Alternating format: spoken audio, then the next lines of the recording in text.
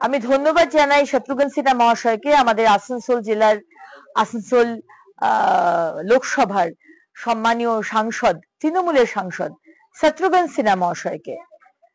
আজকে party TMC পার্টির বিরুদ্ধে গিয়ে, পার্টি লাইনের বিরুদ্ধে গিয়ে আপনি সত্যি কথাটা বলার সাহস রেখেছেন। আজকে আপনি বলেছেন যে বিহারের যে জয়, আপনি ভূয়সী প্রশংসা করেছেন নীতিশ কুমারজিকে, the longest terming chief minister, trusted এবং টেস্টেড।